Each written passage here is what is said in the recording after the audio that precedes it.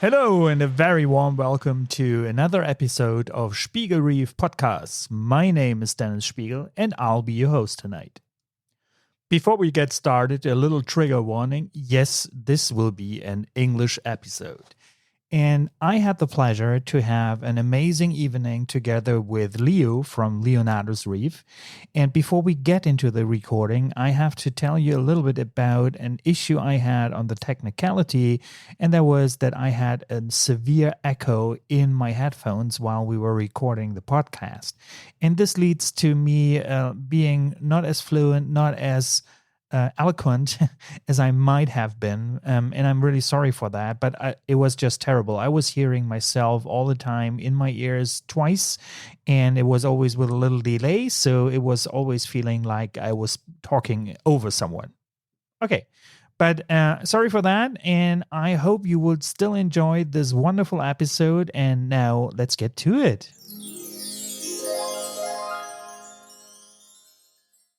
Hi, everyone, and thank you for joining us here at SpiegelReef Podcasts. I'm very excited for this first, because this is the first English podcast episode that I'm going to record here. And I have a very special guest here today with me. With me is Leo from Leonardo's Reef. And Leo, thank you for making the time. Thank you for being part of the first English SpiegelReef episode. Well, thank you, Dennis. It's a great honor. And it's very nice to be here. Thank you so much. Leo, I'm sure most of our listeners actually know you or have been in contact with you, and hopefully also have been in contact with your corals. But maybe you can take a second and introduce yourself to the very few that may not have met you before. Yes, so I'm Leonardo, Leo in day-to-day life, and I'm a coral farmer based in the Netherlands, so very close to Germany. We're neighbors, as many of you will know. And we started coral farming a long time ago. In 2009, we started the business. And in the beginning, it was more aimed at aquarium maintenance, but gradually we moved to coral farming, and then in particular Acropora farming. So right now we're basically specialized in the farming of Acropora corals, and we ship those over the whole of the EU. So almost every country in the EU we can ship to, and we do ship to on a weekly basis. Amazing. So, as you already mentioned, you specialized in Acropora, and what was the reason behind it? I mean, there are so many different different corals out there. Why did you specialize on Acropora? That's actually a very simple question, because I really like them. So when I started reef keeping almost 25 years ago, I was immediately fascinated by, especially staghorn corals, because everyone knows that image of small fish swimming in between those branches, and it was something that I just wanted to replicate in my, at that time still bedroom at my parents' house. So I was immediately fascinated by Acropora corals, and that basically that stayed that way for more than 25 years now. 35 years ago, I had my first reef tank, actually. And then about 20 years ago, I took a break and I got back into the hobby about 2 years ago. And when I got back into the hobby, obviously everything changed. And you have been part of the whole hobby and trade for 25 years. So you have seen quite some changes in the hobby. If I think back 25 years ago, this was still all T5, I assume, or maybe metal halides, obviously, but yeah, it was even T8. I started with the big T8 bulbs. I think many of you may not even know those. That very thick, I think 2-3 centimeter thick TL bulbs, which had a very low output. I think 3 of those T8 bulbs are similar to 1 T5. So you would really literally put your whole tank front to back full of these bulbs, and you still had a very low light output. And the more expensive solution was indeed metal halides. But as a teenager, that was far too expensive for me. So I had to do with the T8 bulbs. But you were able to keep Acropora corals back then even? Or did that come later? No, definitely not. When I just started, I started with star polyps, leather corals. Yeah. I was fascinated by those staghorns from the beginning, but I thankfully I was wise enough not to immediately start with those. But I think in 2006 or 7 maybe, I really started with serious Acropora keeping, and my first full Acropora tank was actually the Formosa Forest. Many old reefers may know that tank. It was basically a cube tank, 80 by 80 centimeters, totally full with staghorn corals. So that was my first tank where I really realized that fascination that I had since 10 years earlier, probably. Yeah. Amazing. Yeah, I can remember when the first stony corals actually became available. It's not true, they were available before, but when they came into reach for me, so there might have been a valida maybe in between an Ensman, and I think that's about it what we had on Acropora back then, at least where I lived. And so what was your progression from a hobbyist to becoming a professional coral farmer? Yeah, like I said, I started very early as a teenager with first leather coral star polyps, and that gradually ended up in me keeping a lot of Acropora. Between living at home, studying, moving out of the house, I stopped briefly with the tank, so I switched tanks a lot in that period because I had to move so much. But in 2009, I worked at a local fish store as a side job next to my study. And there were a lot of customers that needed help with setting up a tank or doing some tank maintenance, or someone that takes care of the tank during holidays, for instance. So I started doing more and more maintenance for those people. And even after I left that local fish store, I kept those customers and even expanding the customer base.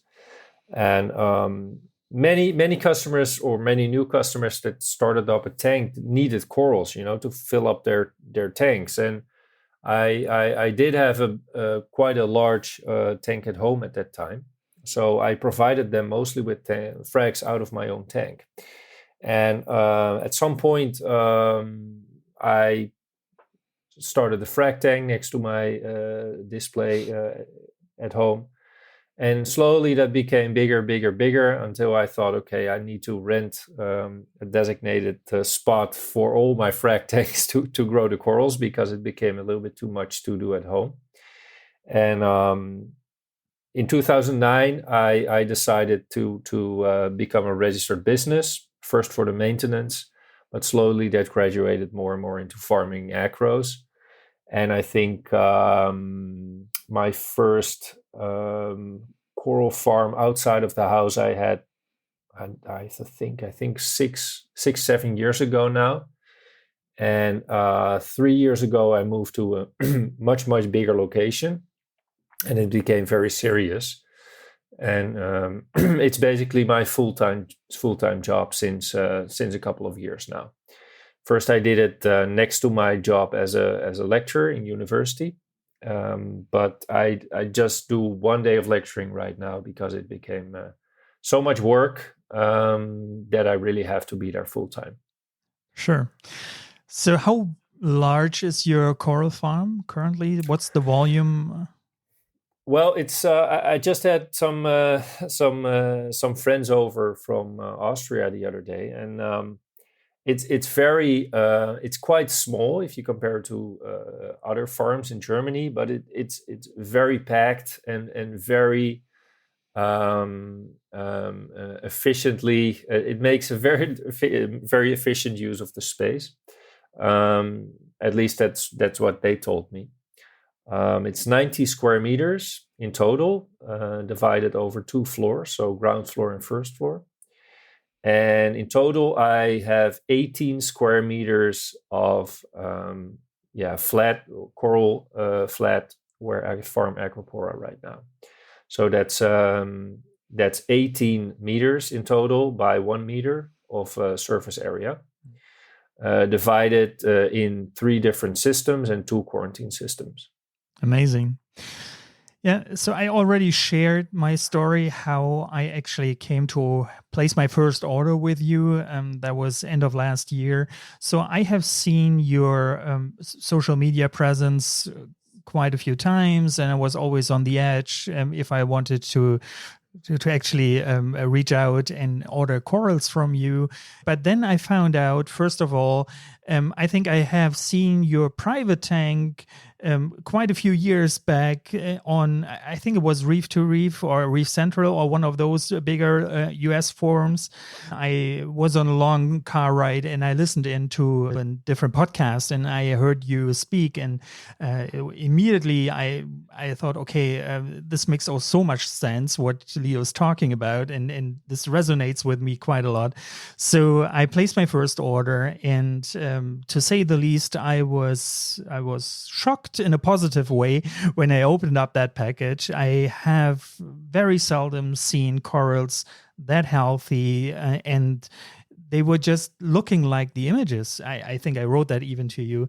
And that was kind of a surprise because most of the time it's really hard to identify the frags and link them back to the pictures that you ordered from. But this was totally different. So you photograph all your Acroporas in full spectrum light, I guess, or at least most of them. And this was amazing to see, and makes me wonder, is that also how you actually run your coral farm? Is that also full spectrum, or are you more using blue light and more the US style of coral farming? Yeah. Well, first of all, thank you. It's always very nice to hear it. It's like I said, it's a lot of work, and getting customers saying these things always makes me it feels like it's worth it. I think because we are keeping reef tanks, I'm keeping reef tanks for such a long time, and even before the LED era. So I'm very used to a very wide, full spectrum look for all the tanks. I run all the systems very full spectrum because I really believe that it's important to mimic nature as much as you can. So the closest to sunlight is probably the best for the corals. To develop the maximum amount of variety in colors that the Acropora can have. And I do agree, the corals look much, much better under LEDs only, especially with yellow glasses, except for maybe some corals like red or pinks. But to develop those colors in the Acropora, in the tissue, I think full spectrum is very important. About the photography, we photograph the corals basically in the same light as we grow them under. So it's roughly a 14,000 Kelvin spectrum. So it is a little bit blue, but nowadays it would be considered very white. And it's in most tanks, it's a combination of T5 and LEDs. But T5 is really the main source of lighting, and the LEDs are more to extend the photo period in the morning and the evening to be able to work in the tanks a little bit longer. Because the LEDs come on at 9 o'clock in the morning and they switch off at 11 at night. So that's a pretty long photo period, but those LEDs don't really add that much to the whole light intensity. So why use them at all if you think they don't add much? Well, like I said, we start in the morning at 8 o'clock in the farm, with all packing up all the shipments and inspection of the corals, rearranging them. During the day we do a lot of maintenance, of course, and sometimes it goes on until 11 o'clock at night. So we just need that time from 8 in the morning to 11 o'clock at night. Not every day, of course, but we need that time to really be able to work in the tanks. And if the tanks are dark, we cannot do anything. So, but you could use T5 lighting in lower intensity, right? Yeah, but the T5s are on for 8 hours, so that's really the main source of lighting. But dimming the LED or dimming the T5s is very bad actually for the lifespan of the T5 bulbs. And because we run a lot of T5 bulbs, right, we use them as efficiently as we can regarding to the lifespan. So they just switch on and off directly. They don't do any dimming, just to extend the lifespan a little bit more. Yeah, I remember when the T5s were introduced into our hobby, and everyone was expecting them to last for at least 5 years on a single bulb. Yeah, it turns out it might not have been that optimistic, but yeah, no. I used to use T5 lighting and hybrid lighting as well. And I just switched about 2 months ago to full LED. And I was exchanging my T5 bulbs every 8 months. I expect if you're running a coral farm with mainly T5 lights, that's quite a lot of bulbs to change in a year. Yeah, it's a ridiculous amount, actually. We do switch them every 12 months and not every 9 or 8 months. Definitely, it's better to do that if you have just a few bulbs at home. But we do switch them 50% each time. So half of the bulbs are switched, and then 6 months later, the other half. So we basically have a very constant intensity of light, and you can stretch that lifespan a little bit longer. So 12 months for us is the most optimal between coral growth and the cost of replacing the bulbs. But under the dotted line, you would still say that T5 lighting is superior for coral growth and coral health to LED lights even today? I wouldn't say that. First of all, I don't have enough experience with LEDs. We do experiment a little bit with them, and they definitely have very good results actually in our test setups. But to be able to get the same overlap and the same spread that the T5s provide, you would need a lot of fixtures, and the initial investment is just extremely high. It would definitely cost you 30,000-40,000 euros at once to change everything over to LEDs. And for us, that's just not feasible at the moment. So if we want to switch, we will do it very gradually. We did some tests with the Orfec bars, the OR3 bars, and also with the Radeon G6, and those results are very promising. But like I said, we cannot do it all at once. But we will definitely gradually move over to LEDs more and more. Also because they will be phased out sooner or later. It's not really known yet when and if that will happen, but it's just as metal halides. At some point, they will just stop producing them, or producing them in such a little numbers that the price will go up substantially. So we have to move over at some point, and we will do it gradually. Yeah. Yeah, it's scary and exciting at the same time, I guess. But yeah, I'm still not decided if I like the pure LED look on my tank at home, or if I want to reintroduce some T5 lives even. But as you mentioned, T5s will be phased out. I think they are already phased out for any usage except pet care in general. And I think there were 2 or 3 other use cases that were still allowed. But for everything else, they are phased out in Germany at least. Yeah, you cannot really install them anymore in new offices, for instance, and that kind of appliances. Yeah. Okay, but so now that it's just the two of us and maybe a couple hundred people listening in, but what's the magic juice in your coral farm? I just cannot get over how Wow. Yeah. healthy and how strong your corals are. And if you look at the website, it's hard to not order just everything that you can see there. Every coral that you offer is really special. And I cannot even begin to imagine how long it took you to build this collection of amazing corals. Yeah. Well, thank you.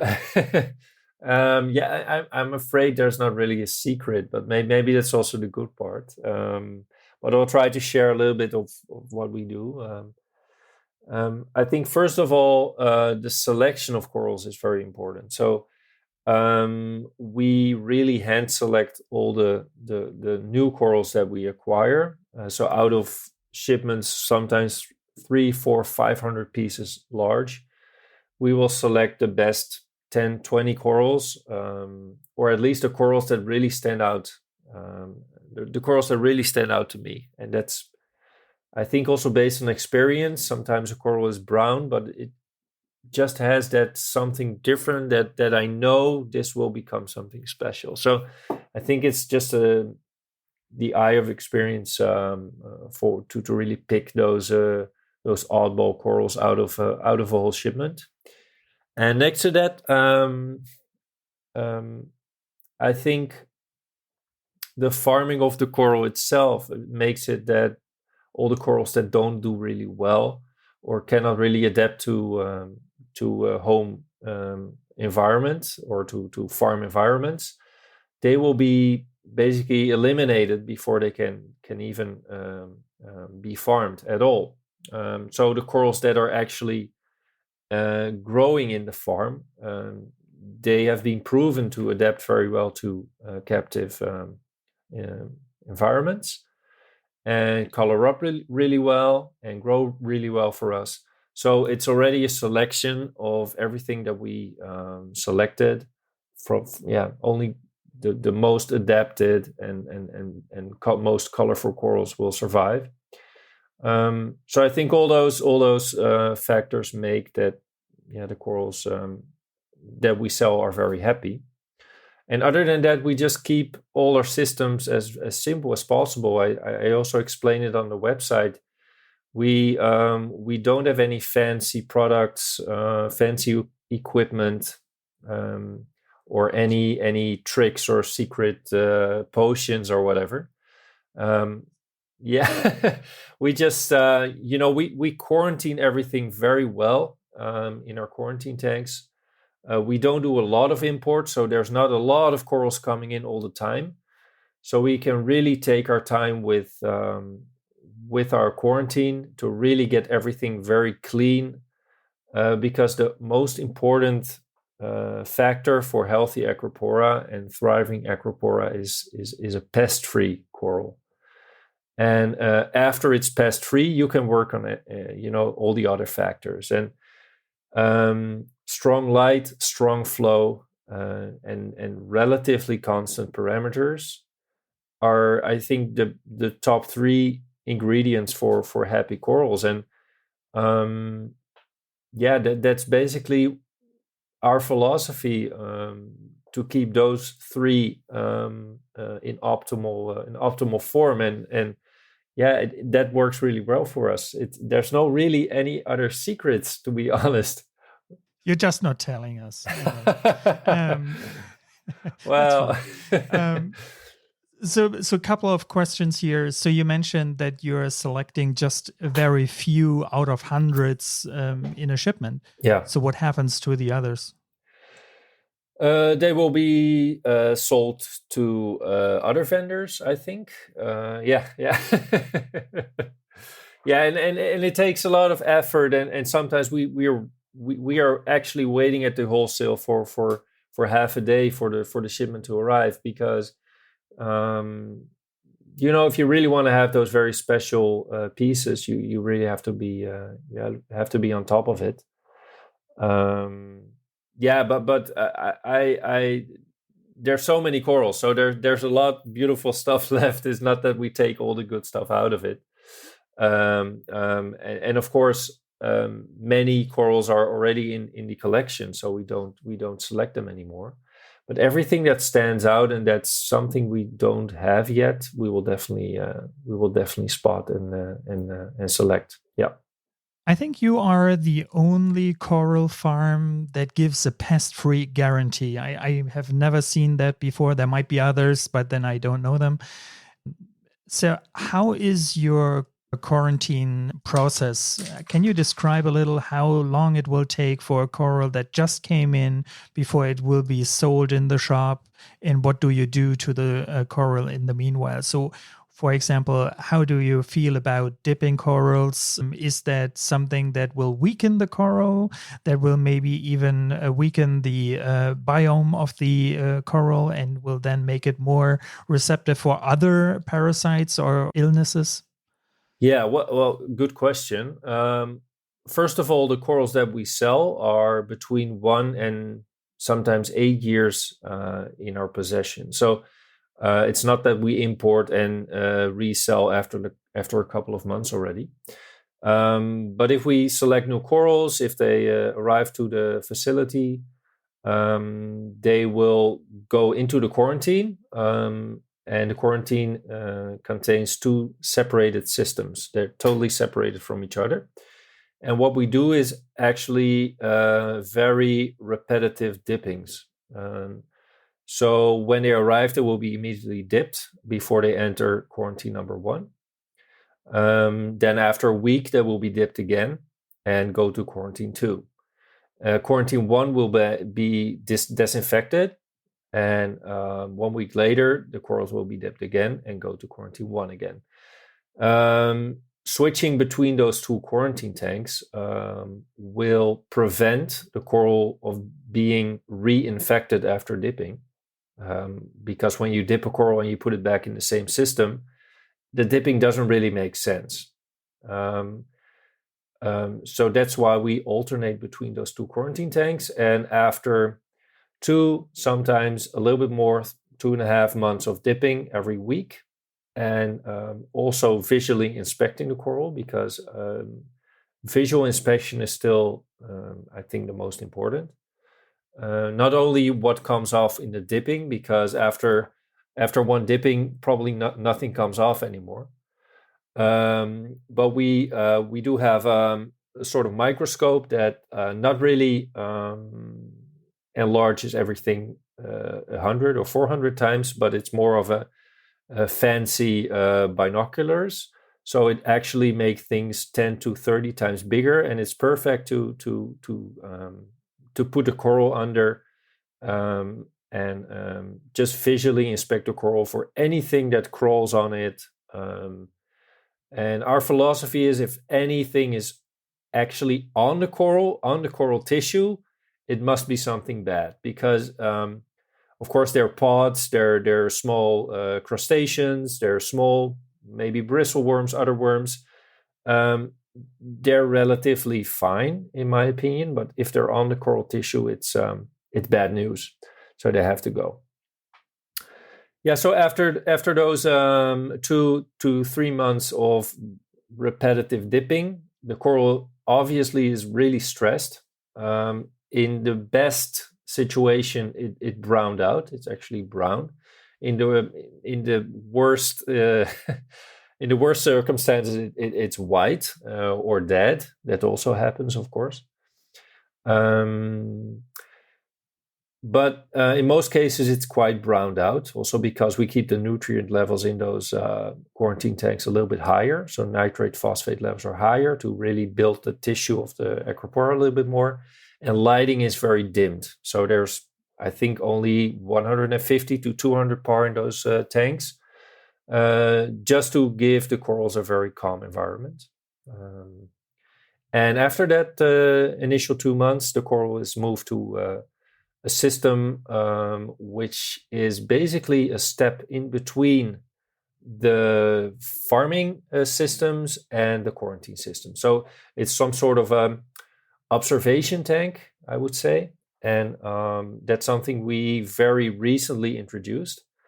So that observation tank is quite big, around 900 liters in total, and that tank is just running exactly like the coral flats, basically.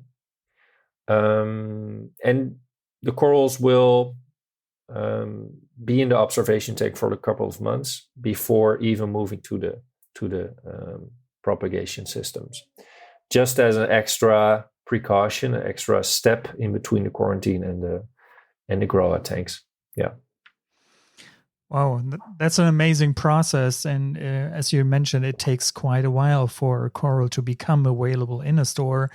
And obviously, there's also lots of risk for you to lose those very special corals, not only because they are stressed, but it's things can go wrong. And over a 1 year period of time, you have to be really careful and diligent that nothing happens to your corals. Yeah, for sure.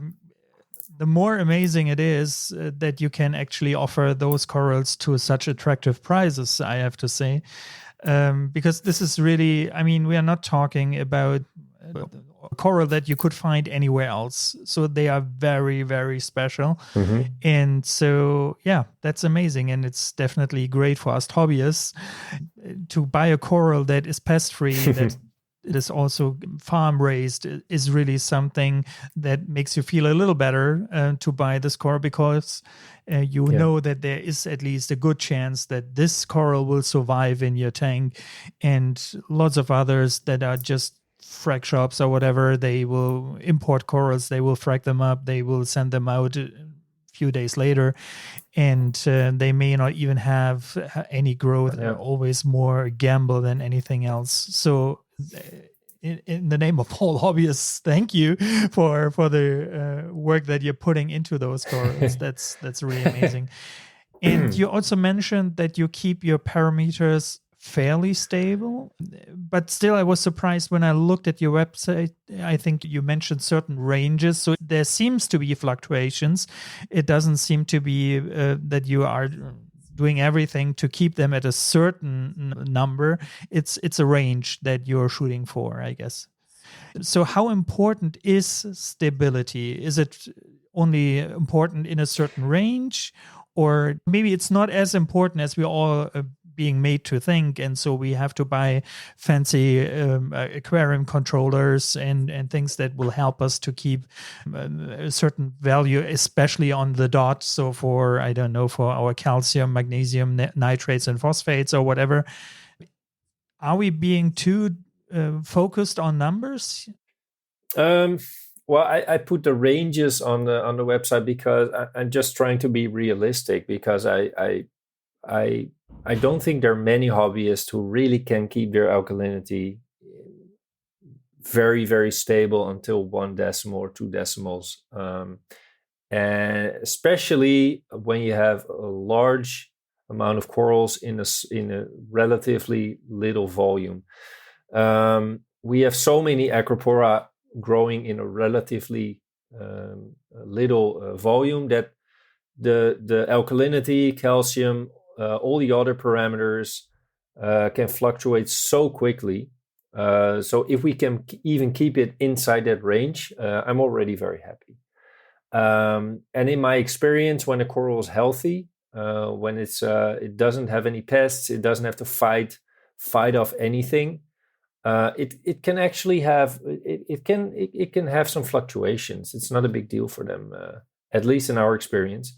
And if there's a coral that really gets upset when the temperature is 27.5 degrees in summer, I don't want to farm it. So if it dies, it just, again, part of that selection process. If it's too finicky, if it doesn't like the parameters switching a little bit, I don't want to farm that individual coral. So I rather replace it with another coral that actually doesn't bother that much. So, like I said, farming is a constant. There's a constant selection going on for those corals that can handle those fluctuations a little bit. They can handle all the dippings that we give them. So, yeah, we try to keep it within those ranges, and we don't stress out too much if the alkalinity fluctuates a little bit over time. Of course, you shouldn't do crazy things, but the corals that we keep can definitely handle it. Yeah. So what would you consider the most important parameters for keeping your corals healthy? I think alkalinity is very important, and the phosphate levels. If you're able to keep those relatively stable, your corals will really thank you. Of course, salinity is another important one, because everything depends on the salinity level in the end, all the other parameters. But salinity is not something that can fluctuate very easily, unless you're doing really crazy stuff. But trying to keep the phosphate levels and the alkalinity relatively stable is important, in my opinion. Yeah. And I've seen on your website that you're keeping your alkalinity in, let's say, normal ranges. So there's nothing crazy like driving it up to 10 point something, or No. You're just, I think, between 7.7 and 8.3 or something it was on your website. Mm-hmm. And what do you think about those influences coming from the US mostly, where they keep their corals at higher alkalinity in the hopes that they can actually entice them to grow a little faster? Is there something to it? Are there downsides of doing this, or what are your experiences? Yeah, we experience from time to time we had a little bit higher alkalinity outside of that range. It does happen, and we do notice some burnt tips. So the tips of the Acropora actually look slimy. Yeah, in people will say burnt tips. They're not literally burnt, but they will become a little bit brittle and slimy. We did notice that, so that's, I think, a downside of high alkalinity. But the most important reason for us is that we still do water changes every week, and we just keep the parameters in range with the tropic marine salt that we use, just to prevent any fluctuations in alkalinity, for instance. So every system gets 10 to 15%, depending on the system, 10 to 15% water change every week. All the parameters are basically adjusted to that freshly made seawater. So we prevent any fluctuation. So do you use any ICP services, or don't you need them maybe, or? Yeah, we do ICPs for every system twice a month. At the moment, we're using ATI for those. We don't really steer any parameters by those ICPs, so we're not adjusting anything based on the ICP. But if, let's say, kalium, potassium, or calcium is off, we, of course, do adjust those, but we don't steer any or don't adjust any trace elements based on the ICP. We just dose an all-in-one trace element solution and a little bit of extra iodine, and that's basically all we do for traces. But because there's so many corals in such little volume relatively, like I said, alkalinity, calcium, potassium, magnesium levels will very quickly fluctuate, the ratios in between those. So we need to do ICPs twice a month to keep the calcium, alkalinity, magnesium, potassium really in range, because I think those macro elements are very important to keep in range. So that's why we do the ICPs. And we just trust on the all-in-one trace element blend to provide everything they need every day. And the ICP gives us an indicator. If any trace element is not used completely, it will actually build up. But that's not the case. So we know everything is used every day. So we're happy with that.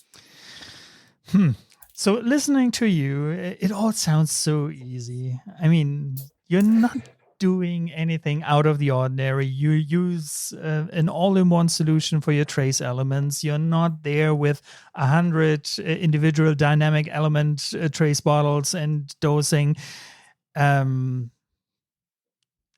maybe I'm doing too much in my own tank if I listen to that.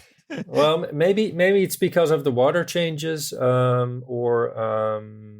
I think we did notice iodine. If we don't dose extra iodine, it will be chronically low. So we dose that extra. But I have been dosing extra iodine for long before the ICPs were even available. So I knew iodine was one of the most important trace elements. So I've always been adding those manually extra. And yeah, I guess I was right, at least when I look at the ICPs.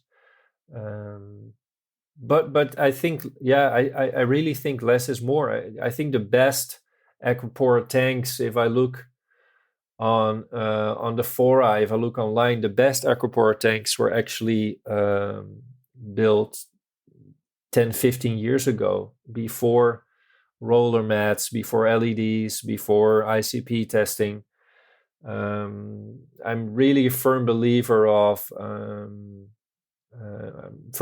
in keeping it simple and having the discipline to really keep up with the necessary maintenance. So clean your pumps in time, do your water changes, clean the sand bed, and really stick to it. Don't skip a week, because then disaster is in those moments where you just skip maintenance for a while. Yeah, absolutely. If you're up to date on your maintenance, you can also just leave your tank for a couple of days if you have to, if you're going on a short break, on a short vacation, anything, and you don't have to be concerned if everything is in good shape. And I totally agree. I like that you're still doing water changes. I'm personally also a believer in water changes. I do weekly water changes, and I think my tank definitely benefits from that. And do you use any kind of mechanical filtration on your systems? No, we well, if you count a skimmer as mechanical filtration, because I think skimmer is a very important mechanical filtration. But other than that, we don't use any. We don't have any biomedia in the tanks. That's also an important important thing. But we also don't have any roller mats or filter socks or anything. So we totally rely on the skimmer to take out all the particulate matter, but also all the dissolved nutrients, obviously. And everything that is not skimmed out will accumulate somewhere in the corner with low flow, and we will take it out on a weekly basis. So that's basically how we do it. Are you using any activated carbon, any ozone or UV on your tanks? Yeah, all the tanks have UV. Not a ridiculous amount of UV, but there's some UV on every tank, and we change the bulbs every half a year, so the bulb is quite fresh always. And our biggest Acropora farming system also has UV, but also in a very low concentration, only 12 milligrams an hour. So we have the smallest UV ozone unit, and it's on 50%. So it's a tiny amount of ozone and also a little bit of UV combined. And next to that, we also use some activated carbon, but also maybe half a liter on 3,500 liters in total. So it's a tiny amount of carbon, but it's also changed out every week, and also basically running 24/7. But very low, very very easy, just in a old panty in front of the pump. So no fancy filters or anything. Just in an old panty. Yeah. So why do you use UV on your coral tanks? I mean, yes, most people would use UV to protect their fish, but why are you using UV? I think it's important to keep the water column as sterile as possible. All the beneficial bacteria are actually on the surfaces, on any surface basically in the tank, and those will convert all the nutrients into nitrate and phosphate in the end.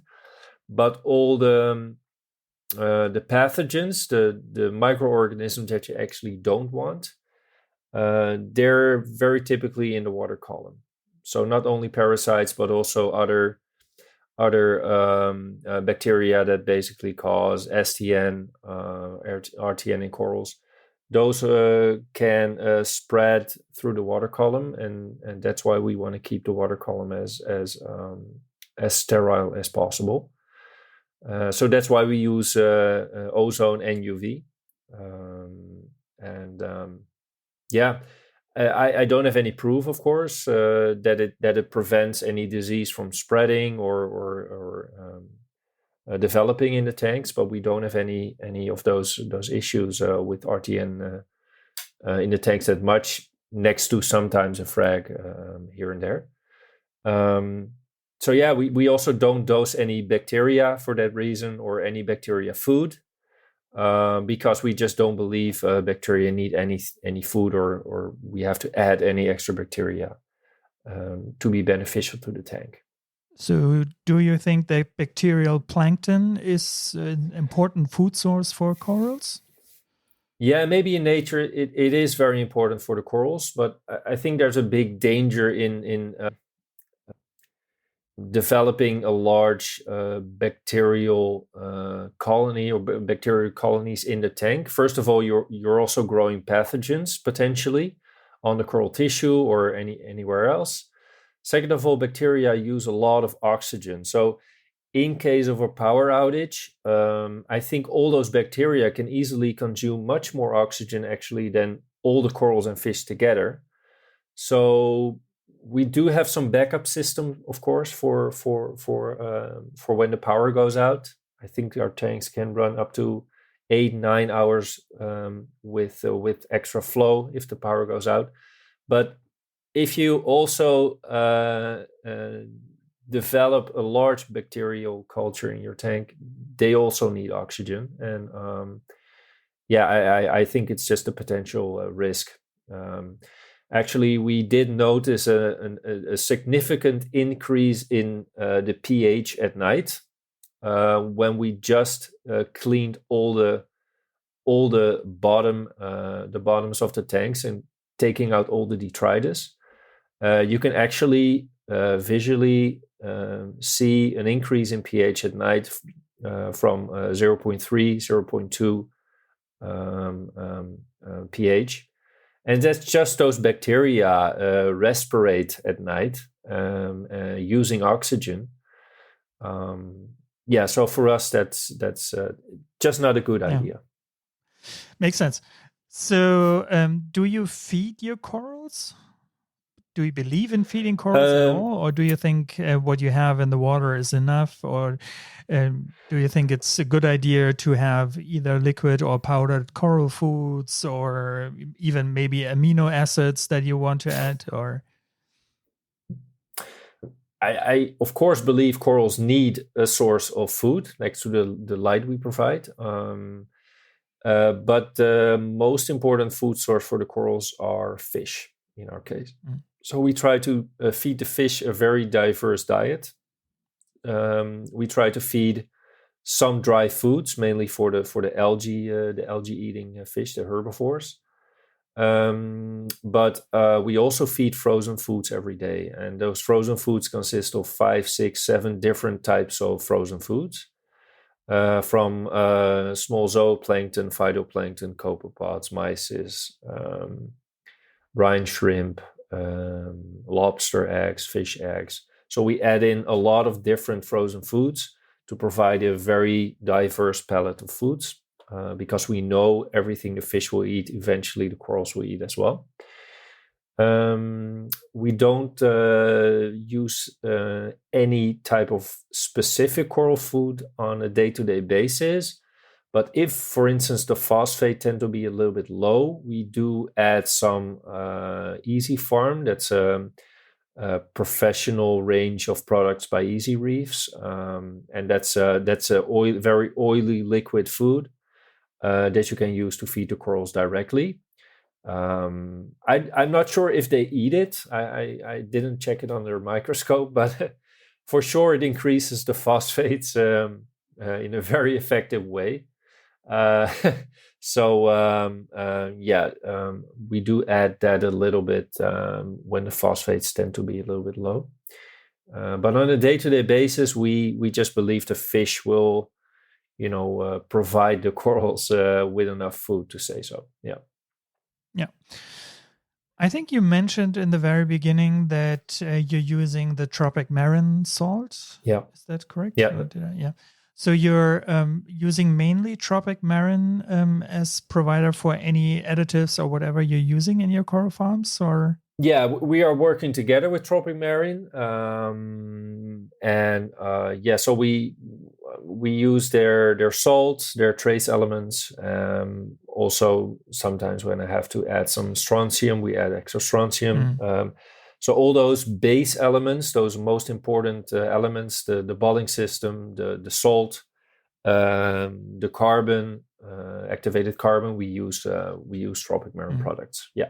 Correct. So you're also relying on bulling, as I think I heard, just bulling that you're using. So you're not using any calc reactors or anything. You're just purely dosing. Yeah, we're dosing bulling in every system. So that's the full bulling, the A, B, and C part.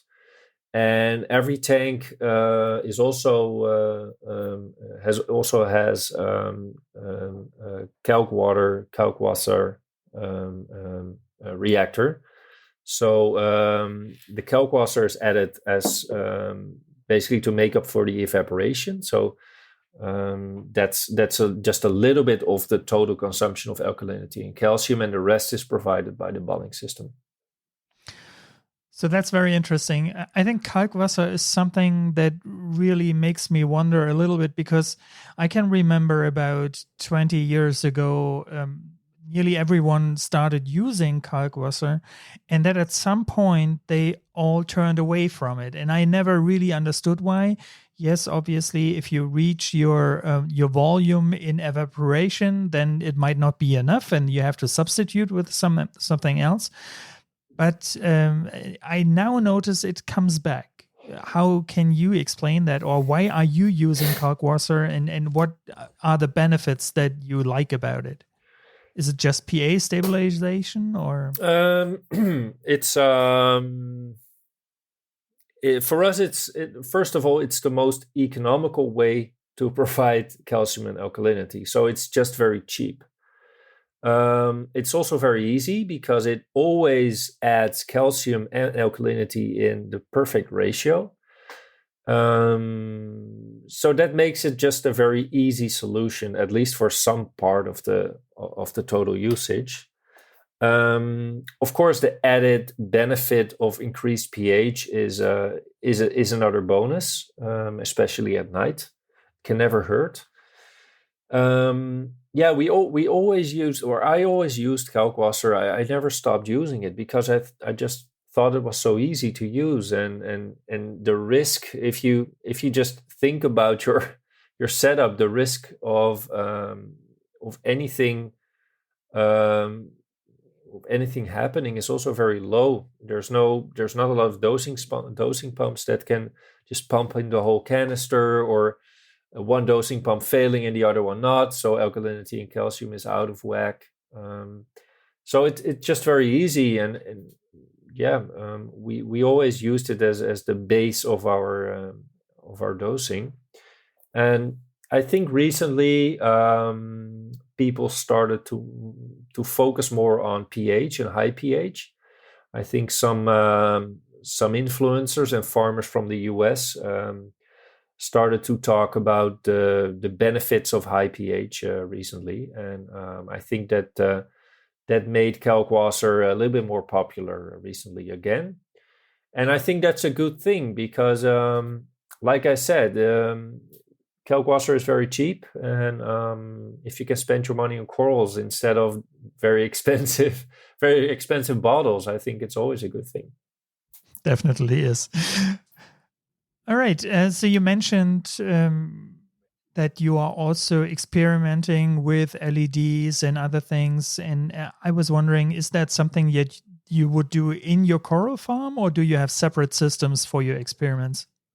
Yeah, we have separate systems for the experiments, so smaller tanks that are actually connected to the bigger system. So all the parameters are exactly the same. The only thing that's different is the lighting. So we can really compare it in a fair way.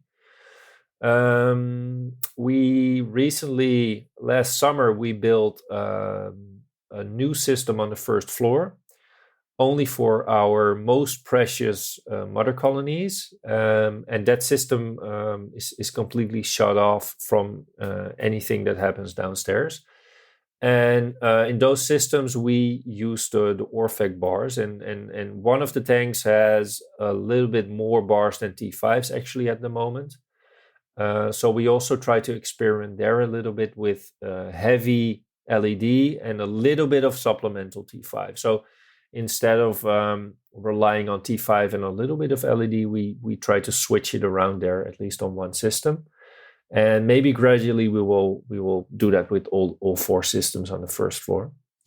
So yeah, that's how we experiment. Downstairs we have one system with Radeon G6 right now.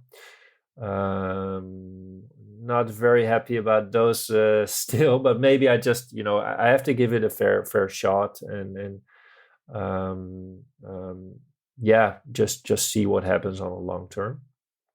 And in about a couple of months, let me put it carefully, we will start to build a new display tank.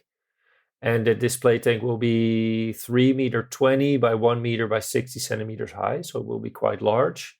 Yeah.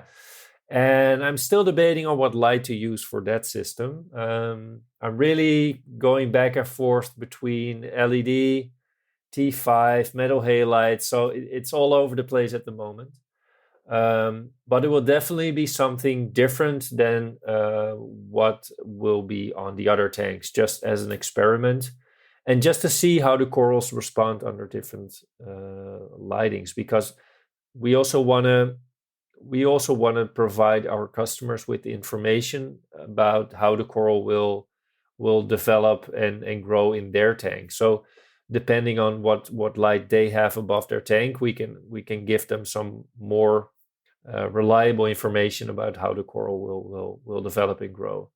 So we try to have different lighting setups to see how the corals will respond differently under those. So I think on your website, you also stated that you're not only a coral farm, but you are also a coral laboratory. I think you are, at least in the beginning phases of working with coral spawning and maybe even other things. Can you tell us a little bit more about your laboratory, what you're actually doing there and what the goal will be? Yeah, actually, we see the whole farm as a laboratory. I already no, that's something many people don't know actually. So we don't really have a store function, but I try to run the whole facility as a lab. Also, because of my background, I'm a lecturer in the university. Like I said, I work mostly in the lab there. I've been used to working in the lab all day. So I try to incorporate that experience that I have also in the coral farm. I have the ambition to do some very practical research that is usable for hobbyists immediately. And you can think about pest control, how to treat different pests like flatworms. So we will make some setups, testing different substances and how they fight off flatworms. Could be in a dip, could be in tank treatments. So we have plans to do that kind of research. So very practical research that's of course free for everyone to use and can be applied by hobbyists immediately. And I already mentioned the mother colony systems upstairs. They were built in a total dark room, so the room is totally shut off from outside light. And those mother colonies are obviously larger in size, are quite big, and we are trying to let them spawn in captivity by simulating moonlight, by simulating the yearly temperature fluctuations in the natural reef. So that's something that just needs time. I know there are more and more hobbyists and researchers that have success with captive spawning and also raising corals or raising the larvae that came out of the spawning events. So that's something we also try to mimic and try to realize in the farm. And first of all, just to get some experience with it, and maybe in the future at some point it will be commercially interesting. But for now, the most interesting for us would be hybridization. So the crossing of different species or different colors of Acropora to actually create new species. Basically, it's super exciting. So we're taking the first baby steps into that. I think it's something you just have to do.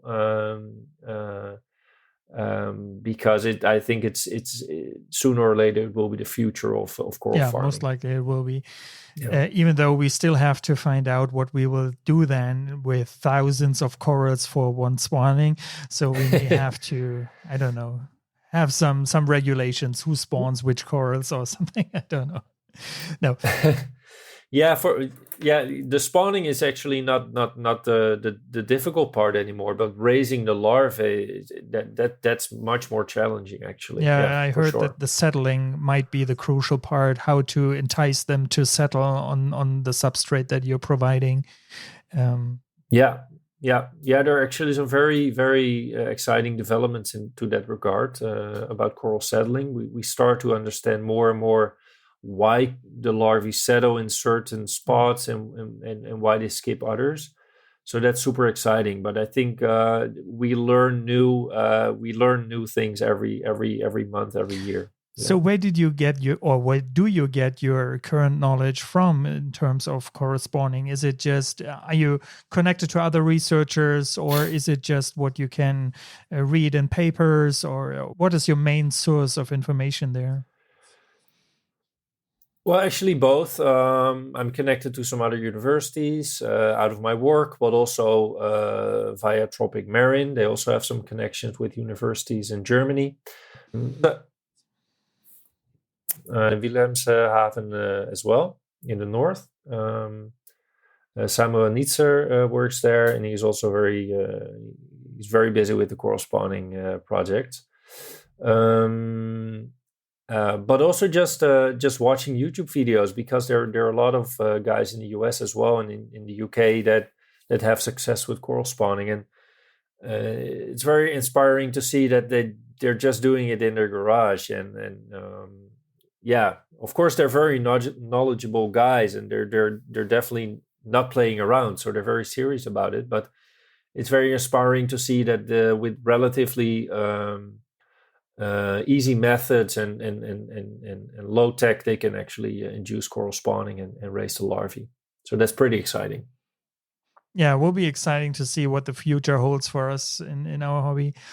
I really like that you're also going to do some research on pests and how to treat them. I think this is one of the real issues that most of us hobbyists at least have to deal with. And we most of the time don't have the luxury of having different quarantine systems and being able to basically quarantine them for a year before we can introduce them into our display tanks. Yes, you do the work for us, but obviously not everyone is doing the same. But I mean, yes, you have 25 years of experience, but for us hobbyists, what are things that we should be on the lookout for? So if we look at our corals, what should we look for in terms of possible infestations, or what might be early signs of some illnesses or problems, at least with our corals? Yeah, good question. Well, I think when I specify to Acropora, when an Acropora is not growing, there's definitely something going on, and it can be, of course, many different things. But if it's not growing, it's definitely not happy. And the first thing I would do if a coral is not happy is dip it. It's a very easy way of making sure that nothing's on the coral that doesn't belong there. So if a coral's not happy, polyps are not extended, not growing, take it out and dip it.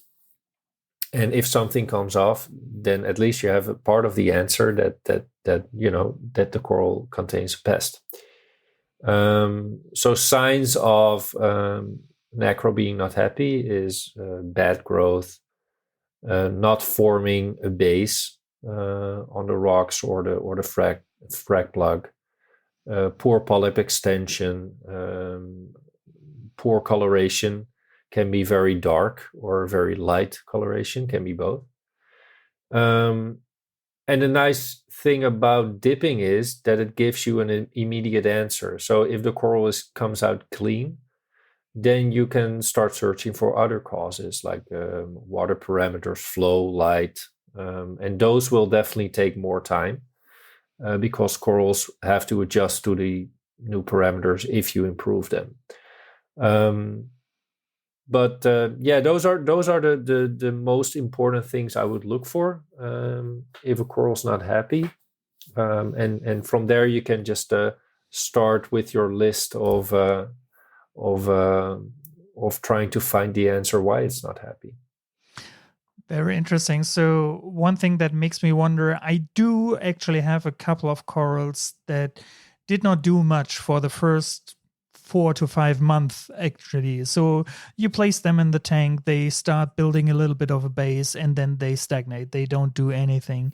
Yeah. And then after about 4 or 5 months, they suddenly start shooting up, and they just grow very fast and like a sprint in between, and then they kind of start growing normal. So would you say this should be a sign of concern and should be looked into? Well, I think it's very good that you say it because sometimes a coral just need time to adjust. Obviously, when you buy a frag, it has been growing in our systems for a couple of years, has been used to our way of reef keeping. Then it's transported 24 hours in a bag in the dark, and then you open up the bag, you put the coral in the tank, and it's in a total different environment. Not only in a different country, maybe, but also in a different tank with different parameters, different bacteria colonies in there. So that coral needs time to adjust. So if the coral doesn't grow immediately or becomes a little bit darker or doesn't show the polyps that you would expect it to have, don't panic right away. And of course, if other corals are doing very well in that tank, then probably the water parameters and the lighting are good.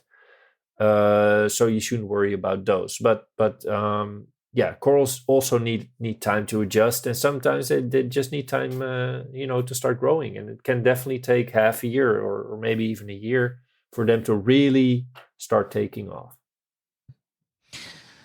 You mentioned water parameters. You mentioned lighting and flow. So how important do you think flow is in relation to light? So you mentioned in the very beginning in your quarantine tanks, you dim the light a little. So you're 150 to 200 micromoles. But what about flow? How important is flow in relation to the light?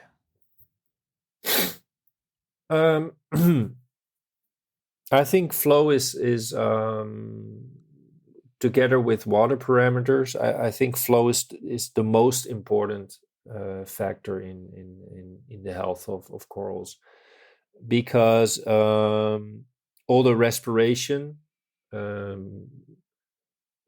can only happen when there's enough flow around the coral.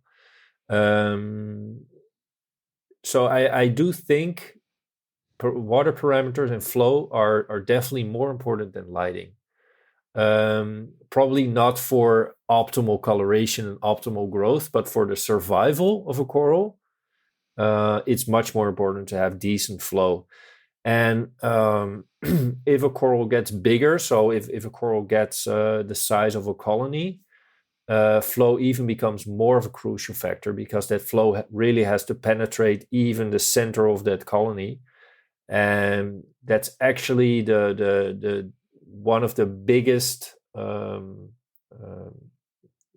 when you're an experienced reefer and you're able to grow big colonies, you enter a different stage of the hobby where you have like new challenges. And the biggest challenge is actually to provide good flow in a full-grown reef tank.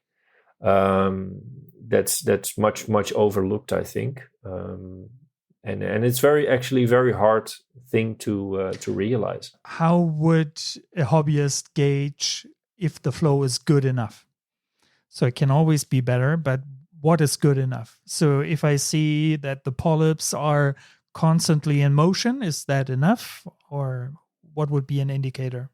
Yeah, all the polyps from the middle to the colony, all the way, if you look down from the top, all the way in the center on the bottom, to the far end tips on the outside, everything has to be moving. All the polyps have to be at least moving. That's the most important. But second to that, I think, in my experience, some very strong but chaotic flow is something an Acropora really likes. So very strong flow, but not from one side all the time. So it has to be turbulent. It has to come from many sides, but it can be actually quite strong. And corals can adapt to a lot of flow. So it's very hard to give a coral too much flow if the direction is very random and changes all the time. And that's something hard to achieve. You need definitely more than one pump to achieve that. Yeah, that's something I would look out for. Just very random turbulent flow, and all the polyps moving all the time from the base to the far tips. Yeah. And besides the environment that you just described, very heavy flow and so forth, do you think there are other reasons why it might be good idea to keep Acropora mainly only with Acropora and not start mixing SPS and LPS and maybe even softies together in one tank? Well, I think it's definitely possible if you keep the Acropora colonies relatively small. I think when your acros start to become larger and become colony size, you have to provide so much flow that it will be hard to keep the LPS and the softies happy anywhere in the tank, actually, because the flow will be so high in every part of the tank that it will be basically impossible to keep any LPS. That's why we also don't keep almost any LPS. We have some LPS, some Goniastrea, some Favia, but they're all on the bottom. So the bottom in some spots is suitable to keep them, but most places are just totally not suitable to keep any LPS because they would be ripped apart. So when it comes to private tanks, not coral farms, would you be on the side of bare bottom or sand in your tanks? I always had bare bottom tanks, even before they came popular. For that same reason, I keep 100% Acropora tanks, and in a 100% Acropora tank, it's virtually impossible to put any sand unless you have a tank that's maybe 70 centimeters high or 60, 70 centimeters high. Maybe you can have a little bit of lower flow in the lower regions and keep the acros on top. But in a tank under 60 centimeters, if you have any sand on the bottom that stays there, you don't have enough flow. No. Okay, I like that. Maybe, when you still have frags, it's fine. But when those frags become colonies, yeah, you have to take the sand out at some point. Yeah, and I think this is very important also, that you're constantly on the lookout if the growth of your corals actually change the environment, and you may have to adjust flow and lighting as well. I mean, there could be shadowing now that your corals are bigger, and they could shadow the ones that are in the middle or even lower in the tank. Yeah, what we do for that same reason is from time to time we will reset a colony, we call it. So when a colony becomes quite big, the challenge to provide it with enough flow becomes harder and harder, and we will just cut up the colony in smaller pieces, just to make it easier to provide decent flow for them, and reduces the risk of anything going wrong inside of that colony. So we call it resetting the colony. So we make it a little bit smaller. We divide it in 2, 3, 4 smaller colonies, and basically start over. If you actually have a colony that got too big and you might not have had enough flow, you may have some die-offs in the center of the coral, for example.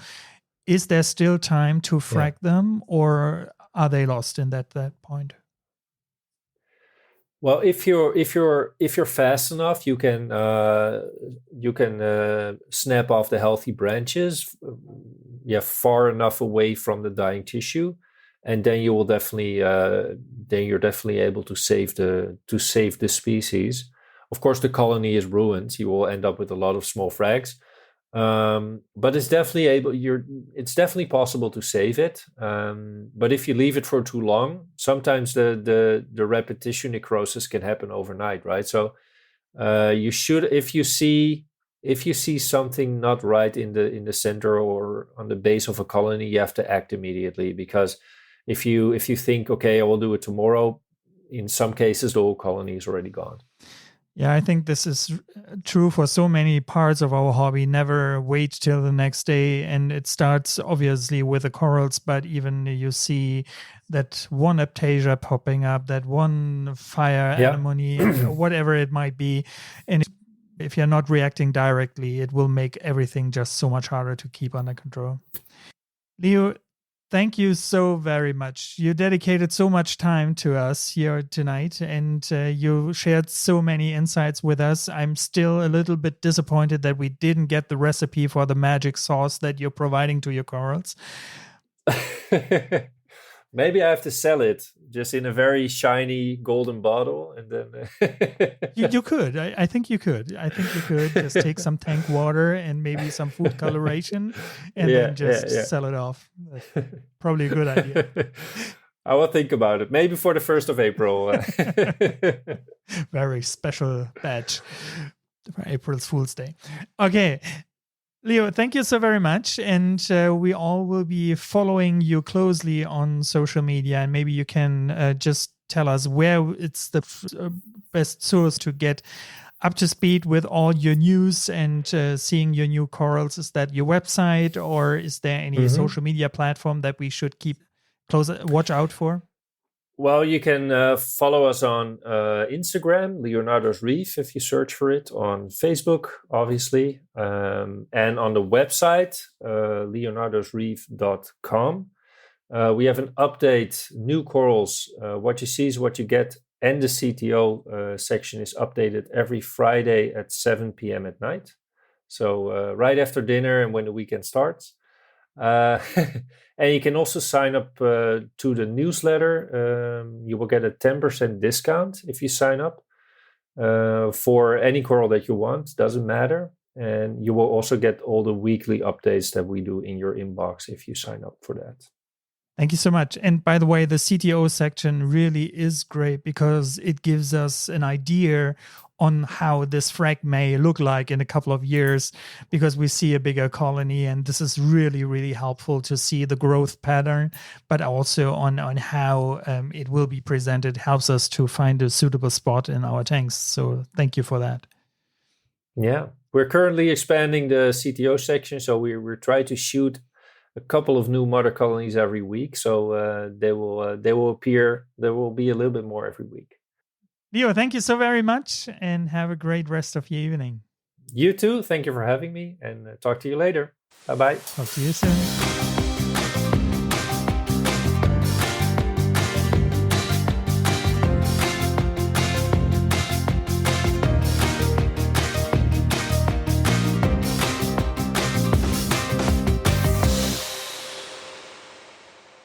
Hey guys, just a very brief note to the very end of this episode.